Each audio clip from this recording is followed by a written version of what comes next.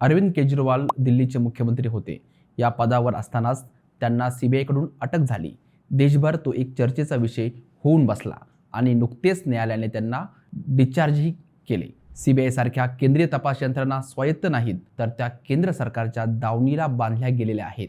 अशा प्रकारच्या आरोपांनी देशभरात राजकीय वातावरण आधीच ढळून निघालेलं असताना न्यायालयाच्या या निर्णयावरून आता पुन्हा एकदा उलटसुलट चर्चा सुरू झालेल्या आहेत. सध्या सगळ्यांना प्रश्न पडला आहे, अरविंद केजरीवाल यांची केस नेमकी काय होती, त्यात नेमके काय झाले आणि नेमके हे प्रकरण काय आहे. आज आपण जाणून घेऊया आजच्या मर्मभेदमधील पंचनामा या भागातून नेमकं हे प्रकरण काय आहे. मुळातच ही केस सीबीआय विरुद्ध कुलदीप सिंग व इतर अशी आहे. दिल्लीतील रोज एव्हेन्यू कोर्ट कॉम्प्लेक्स येथील केस नंबर CBI 56/2022 आहे.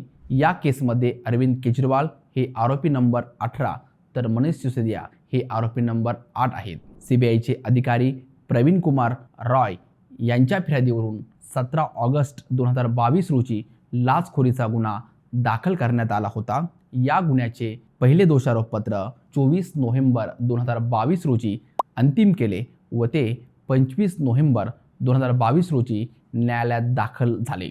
आरोपी नंबर 1 ते 7 यांच्या विरुद्ध यात दोषारोप ठेवण्यात आला आहे. त्यानंतर पहिले पुरवणी दोषारोपपत्र म्हणजे दुसरे दोषारोपपत्र हे 25 एप्रिल 2022 रोजी दाखल करण्यात आले. त्यात आरोपी नंबर 8 म्हणजेच दिल्लीचे उपमुख्यमंत्री मनीष सिसोदिया यांच्यावरही आरोप ठेवण्यात आले. ते दिल्ली सरकारमध्ये उत्पादन शुल्क मंत्रीही होते.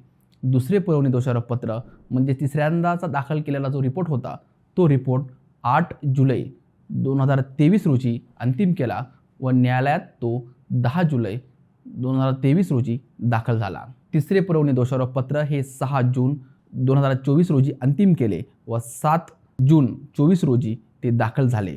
चौथे पुरवणी दोषारोपपत्र हे 29 जुलै 2024 रोजीचे असून ते 30 जुलै रोजी दाखल झालेले आहे. खटल्याची सुनावणी सुरू होण्याची एकदम प्राथमिक पातळी म्हणजे चार्ज फ्रेम करणं. या प्राथमिक पातळीवरच न्यायालयाने आरोपींना डिस्चार्ज केले. एकूण 598 पानांच्या सविस्तर आदेशात न्यायालयाने सीबीआयची चिरफाड केली आहे. ही झाली तांत्रिक बाजू. आता आपण जाणून घेऊयात दुसरी बाजू. दिल्ली सरकारने 2021 मध्ये एक्साईज पॉलिसी 21-22 लागू केली. या धोरणाचा उद्देश हा मद्य विक्री व्यवस्थेत सुधारणा, महसूल वाढवणे, खाजगी क्षेत्राचा सहभाग वाढवणे, भ्रष्टाचार कमी करणे असा होता. परंतु तपास यंत्रणा म्हणजेच सीबीआयच्या मते हे धोरण प्रामाणिक सुधारणा नसून हे पूर्वनियोजित आर्थिक फायदा मिळवण्यासाठी तयार केले गेले होते. या गुन्ह्यात एकूण 23 आरोपी होते.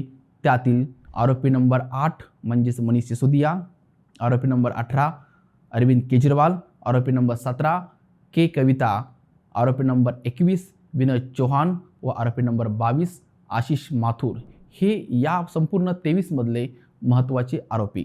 दिल्लीतील मद्य विक्री व्यवस्थेत अनेक समस्या होत्या. त्या म्हणजे भ्रष्टाचार, कमी महसूल, वितरणातील असमतोल. म्हणून सुधारणा करण्यासाठी एक समिती नेमण्यात आली होती. सरकारने ही समिती स्थापन केली ती 4 सप्टेंबर 2020 रोजी आणि या समितीनं अहवाल सादर केला तो 13 ऑक्टोबर 20 रोजी. मंत्रिमंडळाने या अहवालाला मंजुरी दिली 22 मार्च 21 रोजी व या मद्य धोरणाचा मसुदा तयार करण्यात आला तो 6 जुलै 21 रोजी आणि अंमलबजावण्यास मंत्रिमंडळाने मंजुरी दिली ती म्हणजे 21 मे 21 रोजी. ही संपूर्ण प्रक्रिया अनेक विभाग, अधिकारी आणि मंत्रिमंडळ यांच्या सहभागातून झाली आहे. या धोरणातील मुख्य बदल म्हणजे दिल्लीला 20 झोनमध्ये विभागले गेले. प्रत्येक झोनमध्ये अनेक मद्य दुकाने देण्यात आली. खाजगी कंपनीचे विक्रीचे अधिकार दिले गेले आणि घाऊक विक्रेते म्हणजे होलसेलर विक्रेते आहेत त्यांना 12% मार्जिन निश्चित करण्यात आले. गुन्हा दाखल झाल्यानंतर सीबीआयचा आरोप होता की काही कंपन्यांना फायदा होईल असे नियम तयार केले गेले. काही कंपन्यांना पात्र ठरण्यासाठी नियम बदलण्यात आले. काही उद्योजकांना धोरणात बदल करण्यासाठी सरकारच्या काही लोकांना पैसे दिले. सीबीआयच्या तपासात एक व्यावसायिक गट समोर आला आहे ज्याचा उल्लेख सौद ग्रुप असा केलेला आहे. सीबीआयच्या मते सुमारे 100 कोटी रुपयांची लाच देण्याचे ठरले होते. हा पैसा हवाला नेटवर्कद्वारे पाठवण्यात आला. तपासात काही डिजिटल पुरावे मिळाल्याचा दावाही करण्यात आला आहे. डिजिटल पुरावे नेमके काय होते?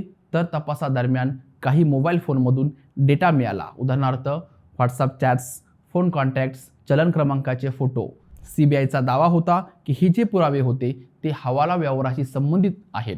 सीबीआयच्या मते या प्रकरणातील जो पैसा होता तो गोवा विधानसभा निवडणुकीसाठी वापरण्यात आला. हा पैसा कार्यकर्ते, प्रचार व निवडणूक व्यवस्थापन यासाठी वापरला गेला असा थेट आरोप सीबीआयने दोषारोप पत्रात केलेला आहे.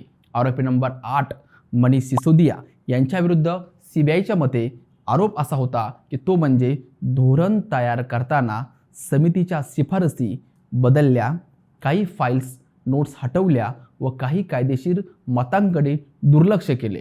आरोपी नंबर 18 म्हणजेच दिल्लीचे तत्कालीन मुख्यमंत्री अरविंद केजरीवाल यांच्यावर सीबीआयचा आरोप होता की या कथित कटाचे ते सर्वोच्च नेतृत्व करत होते.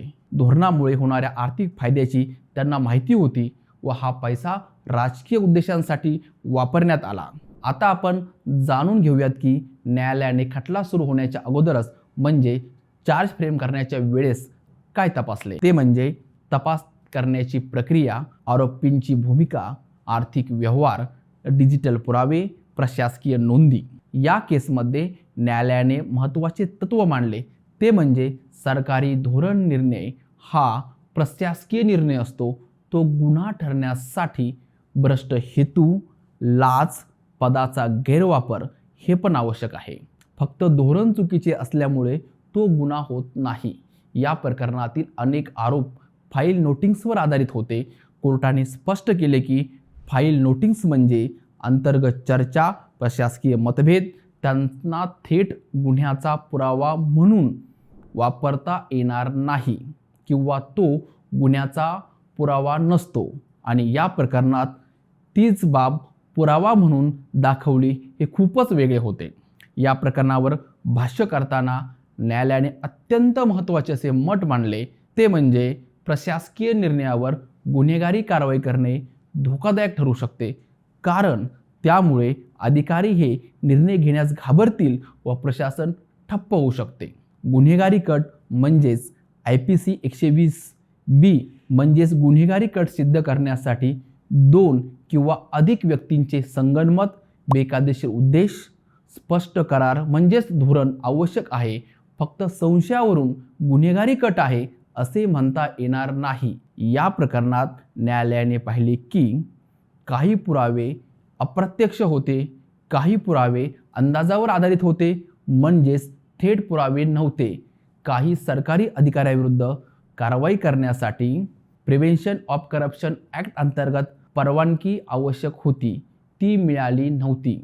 खरं तर धोरण तयार करण्यासाठी transaction of business rules, allocation rules, central secretariat manual करणे आवश्यक आहे आणि या नियमानुसार फाईल प्रक्रिया केली गेली होती. संपूर्ण तपास प्रक्रियेवर न्यायालयाने तीव्र नाराजी व्यक्त केली आहे. कोर्टाने सांगितले की तपास निष्पक्ष, पारदर्शक आणि वस्तुनिष्ठ असणे आवश्यक आहे. तो या प्रकरणात दिसून येत नाही. न्यायालयाचे काम हे राजकीय वाद सोडवणे नाही तर कायद्याचा अर्थ लावून निर्णय देणे आहे.